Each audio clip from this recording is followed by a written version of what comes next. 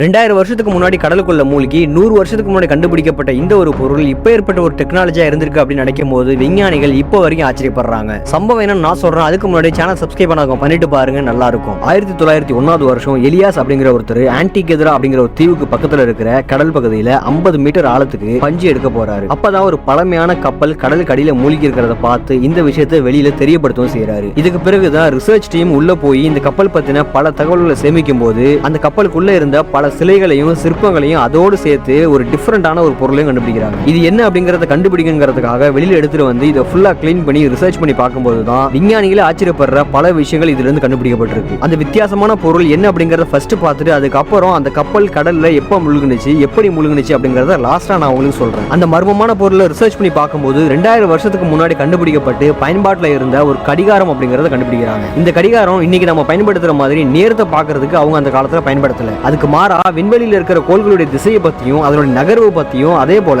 அந்த காலத்தில் நடந்த ஒலிம்பிக் போட்டியுடைய காலங்கள் நிர்ணயிக்கிறது தீர்மானிக்கிறது எல்லாம் இந்த ஒரு கடிகாரத்தை வச்சு தான் முடிவு பண்ணியிருக்காங்க. இந்த கடிகாரம் 2000 வருஷத்துக்கு முன்னாடியே 30 கியர்களை வச்சு உருவாக்கப்பட்டதாகவும் இதோட முன்பகுதியில் ஒரு டயலும் பின்பகுதியில் 2 டயலும் இருந்திருக்கு. அதுல இருந்த ஒரு கிராங்கை பிடிச்சி நம்ம சுத்தும் போது அதுல இருந்து 30 கியரும் சுத்தி அந்த காலத்துல இருந்த 7 கோள்கள் இப்போதைக்கு எந்த இடத்துல இருக்கு அப்படிங்கறத அது துல்லியமா கண்டுபிடிச்சிருக்கு. இன்னும் சொல்ல போனா 10 மாசம் கழிச்சு செவ்வாய் கிரகம் எந்த டைரக்ஷன்ல இருக்கும் அப்படிங்கறத முன்கூட்டியே கணிக்கிற அளவுக்கு டெக்னாலஜி அந்த காலத்துல பயன்படுத்தப்பட்டிருக்கு. இப்ப ஏற்பட்ட ஒரு டெக்னாலஜி எப்படி அந்த காலத்துல செஞ்சிருப்பாங்க அப்படிங்கிறது இன்னைக்கு வரைக்கும் விஞ்ஞானிகளுக்கு குழப்பமாவே இருந்துட்டு வருது. ஏன்னா இது அவ்வளவு ஒரு கடினமான ப்ராசஸ் அப்படின்னு சொல்றாங்க. இன்னைக்கு நம்ம எப்படி ஒரு கம்ப்யூட்டர்ஸ் பயன்படுத்துறோமோ அந்த அளவுக்கான டெக்னாலஜி 2000 வருஷத்துக்கு முன்னாடி இருந்திருக்கு அப்படிங்கறதையும் இவங்க கண்டுபிடிச்சிருக்காங்க. எக்ஸாக்ட்டா இதை செஞ்சவர் யாரா இருக்க முடியும் அப்படிங்கறத இப்போ வரைக்கும் கண்டுபிடிக்க முடியலனா கூட இதை கண்டுபிடிச்சவர் யாரு, இதுக்கு பின்னாடி என்னென்ன டெக்னாலஜி பயன்படுத்தப்பட்டிருக்கு அப்படிங்கிற ஏகப்பட்ட ரிசர்ச் இப்போ வரைக்கும் போய்கிட்டு தான் இருக்கு. தற்போதைக்கு இந்த கடிகாரம் ஏத்தன்ஸ்ல இருக்கிற நேஷனல் ஆர்கியாலஜிக்கல் மியூசியம்ல வச்சிருக்காங்க. அப்போ அந்த கப்பல் எந்த காலத்துல மூழ்கினுச்சு அப்படிங்கிற சந்தேகம் உங்களுக்கு வரலாம். இது கிமு 150 இருந்து 170 இருந்த காலகட்டங்கள்ல கடல்ல மூழ்கி இருக்கலாம் அப்படின்னும் இது அந்த காலத்துல இருந்த கிரேக்க மன்னர்களுக்கான விலை உயர்ந்த பொருட்களை கொண்டு போறதுக்கான ஒரு சரக்கு கப்பலா இருந்திருக்கு அப்படிங்கறது கண்டுபிடிச்சிருக்காங்க. விலை உயர்ந்த பொருட்களை கடல் வழியா கொண்டு போகும்போது கடல்ல ஏற்பட்ட ஒரு புயல்ல சிக்கி இந்த கப்பல் கடலுக்குள்ள மூழ்கி இருக்கு அப்படிங்கிறது தெரிய வந்திருக்கு. 2000 வருஷத்துக்கு முன்னாடி கண்டுபிடிக்கப்பட்ட இந்த பொருள் பத்தியும் இதுக்கு பின்னாடி இருக்கிற டெக்னாலஜி பத்தியும் உங்களுக்கு என்ன தோணுதோ கமெண்ட்ல சொல்லுங்க, நானும் தெரிஞ்சுக்கிறேன்.